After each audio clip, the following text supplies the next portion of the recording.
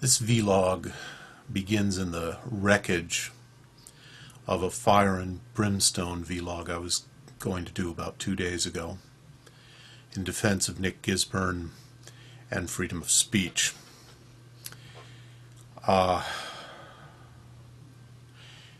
Here's the letter that I sent to YouTube on February 11th. The email. I am writing you about the deletion of Nick Gisburne's account. If a person is reading this and not a machine, you are already well aware of what I am talking about. As of now, it appears that your action against Nick Gisburne was engineered by an Islamic YouTube group trying to silence legitimate exploration into the nature of their faith. The video they were after simply quoted from their holy book.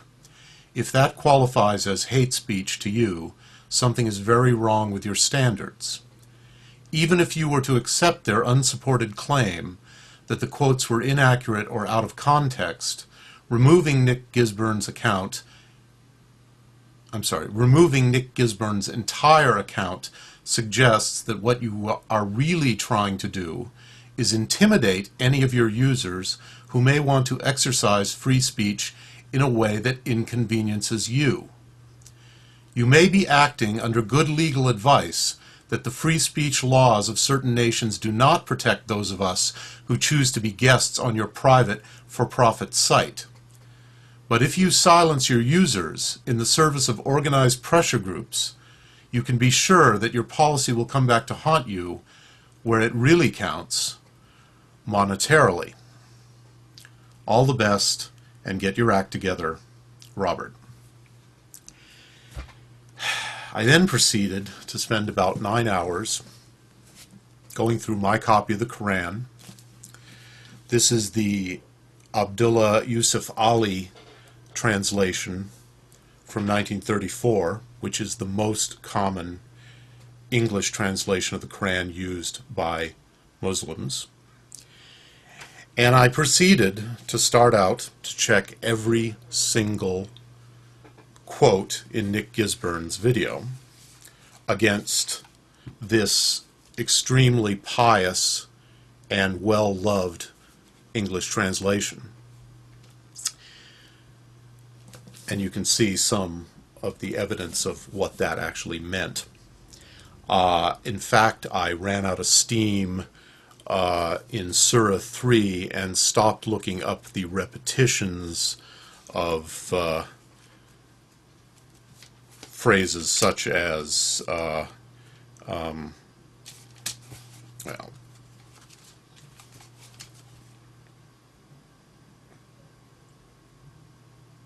4:18, rejecting faith, for them have we prepared a punishment most grievous.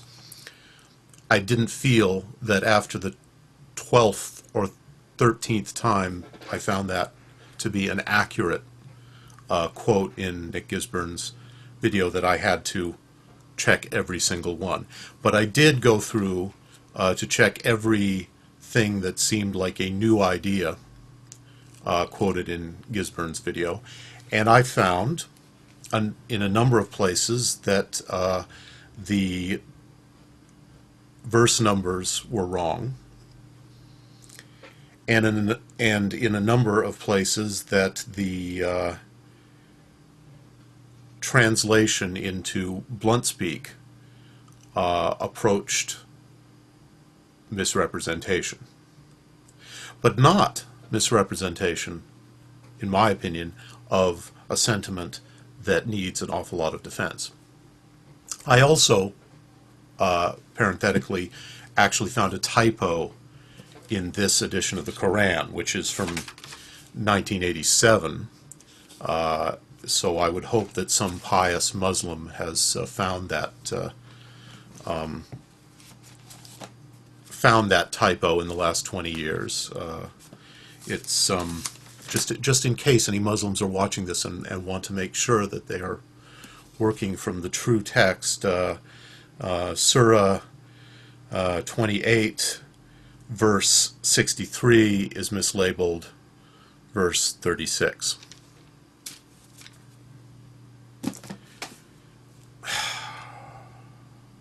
But of course, this is somewhat off the subject now, and as I was doing it, it began to filter through that other things were going on.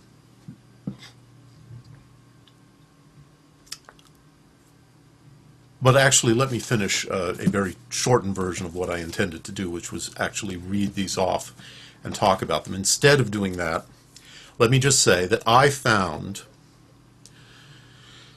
Nick Gisburne's video to be an accurate representation of how these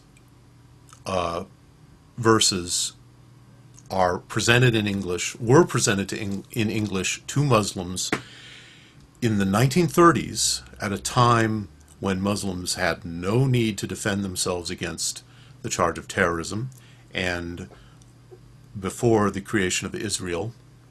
In short, a time when Muslims were a lot freer to depict themselves as they saw fit within their own Muslim communities. So, as far as that goes, Nick Gisburne's video was certainly accurate. As to whether he left out the context to the point where his video qualified as a deception, well, that is an arguable point. I actually saw a video by a British Muslim, a convert, not a born Muslim. I have no idea whether that has anything to do with anything, who made a very solid defense of the idea that this video was, or that a video attacking the Quran was being unfair to the Quran. Now, I've forgotten his name. It's Snow something. He shows himself in a video negative image for some reason. And I'll try to remember to put a link here if anybody's actually interested in the other side of the story. And I thought that he made a very good case for Islam being a very progressive new religion for the time and place of its birth. So take that as it may. But I do think that if, for instance, The Origin of Species by Darwin was peppered every few pages with the sentence, "Oh, and by the way, evolution is trying to kill off the Irish," it would not be a misrepresentation of The Origin of Species to take all those quotes and ask a question about them. Sure, there's a lot of other, there would be a lot of other stuff in The Origin of Species, but that would be a very strange thing to find there, and certainly something that would need some kind of explanation and would cast a certain shadow, shall we say, on everything else to be found in the book. But that, I had actually no interest in arguing with Muslims. Personally, I was outraged that an organized pressure group had actually stopped the freedom to discuss these things. But now, according to Nick Gisburne himself, that is not the reason that his account was banned. Now, I think he may have misspoken himself there. I think that there must have been some Muslim pressure put on YouTube, and I did go to the Obi-Wan Kenobi YouTube group, I'm sorry if I'm mispronouncing that, and saw the discussion of organizing Muslim flagging campaigns, and also the comments from some users that people who were talking about this on the board should take down their posts and talk about it in private messages. So that's very good evidence that someone went to some trouble to make Muslims' displeasure with this video known. Now, according to Nick Gisburne, the video was actually taken down for copyright violation, or at least YouTube is now saying that, but it is unthinkable that the copyright owner of a piece of classical music would have found that video and flagged it so quickly. It is impossible, or approaches impossible. So clearly, to me, there's a very strong case for Muslims trying to get this video taken, get that video taken down, and possibly get Nick Gisburne banned. It is also a self-confessed fact that some Christians went out of their way to get Nick Gisburne banned. And something must be done about this. If YouTube is anything at all, it's a virtual community. Maybe you could call it a virtual world. And we cannot live in a virtual world where our world government can come and blow up our houses on the instigation of organized bands of vigilantes, and using a decision-making process which is private to them, using standards which they themselves violate, if not in the letter of the law, then certainly in the spirit of it. This is unworkable, and the idea that as YouTube users we have somehow given up human rights to be here because we can always leave is disingenuous about what YouTube is becoming and has the potential and the value to become, which is a world forum for private citizens' personal views, for interpersonal understanding on a global scale, although, you know, we all know just how much understanding goes on here sometimes. So this has to be sorted out.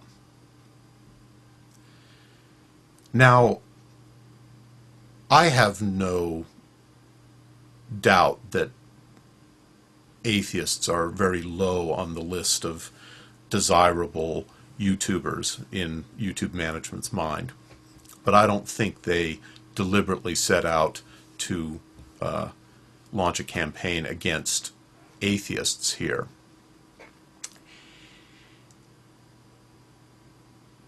You know, if we look a little wider than the atheist community, we see that there are huge rights issues being worked out right now at YouTube, and in YouTube's typical fashion, it's impossible to tell whether the things that they do have some coherent point behind them or are just random floppings of an accidental creature that just evolved. Okay? So I always think of conspiracy theories as being very much akin to a belief in a supreme being. I think it comes from the same place in the mind. Most real life conspiracies are small and squalid and easily exposed. And I think that although YouTube is plainly making thought-out decisions that they aren't sharing with us, I do not think that they have some kind of grand plot against us. And people who think that way are weakening themselves rather than strengthening themselves with some kind of secret knowledge. And atheists ought to be among the first people to recognize that. And it's weird that so many aren't.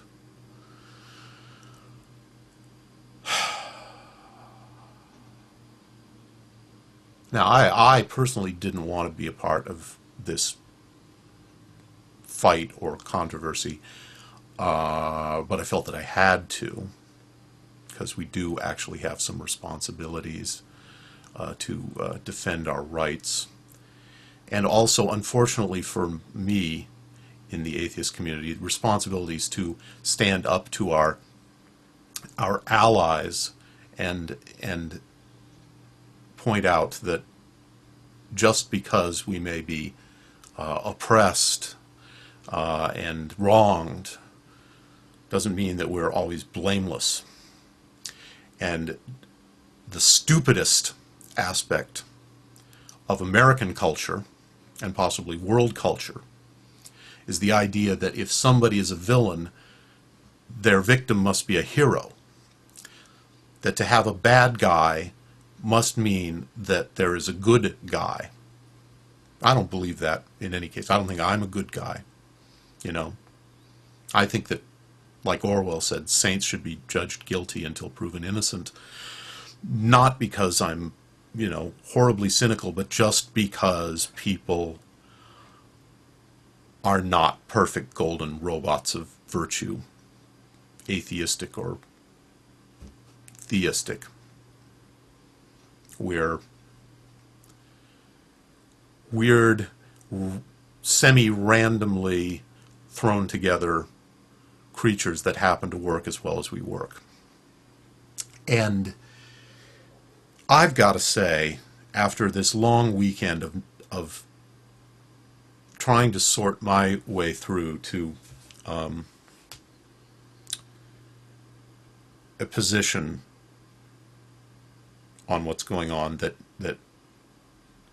I feel is worth standing up for, that something that I've said in a number of videos, and I have hardly any subscribers, and I really don't want a bunch of random subscribers. I don't want, you know, to get the attention of people who have nothing in common with me by, you know, getting involved in a controversy, even though that, I guess, is what I'm doing now.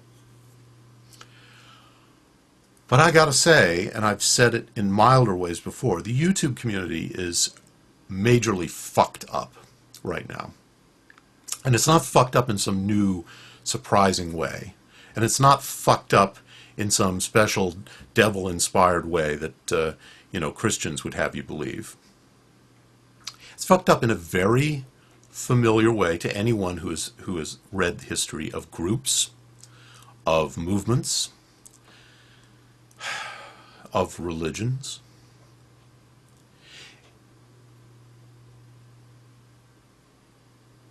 And I am not going to try to make this into a video explaining that. Atheists are supposed to be just, if not smarter than the average person, at least less resistant to the evidence of their smarts, okay? So, my fellow atheists, and maybe I'm talking past the atheists who get themselves on camera most of the time here on YouTube. Maybe I'm talking past them to the quieter atheists.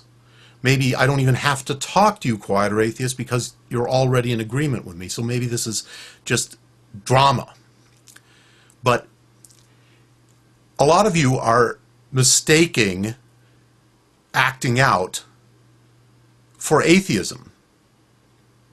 You know, another thing that I spent this whole weekend doing was talking myself down from getting involved in a bunch of retarded flame wars with people whose smarts, however much they have, they use to stupefy themselves.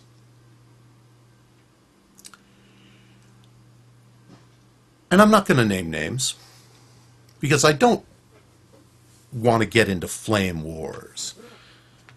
But I will say this one thing. There are a couple of issues that are very important to atheists. One is atheism. The other is freedom. Okay? And we've all got freedom. No one can take freedom away from us. They can, governments and organizations and other people can only impinge on us because of how we use our freedom. We still have our freedom.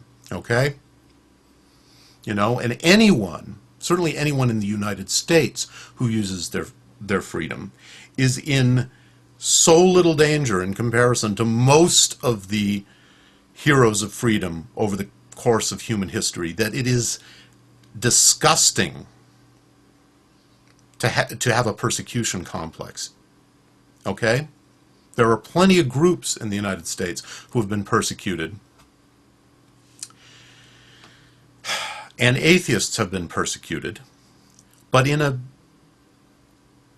different way from almost any other group you can name, because, like gays, they have the ability to hide it most of the time. And as the amazing atheist said recently, you know, when someone is pointing a gun at you, you'll say anything. Yeah, he didn't use those exact words, but there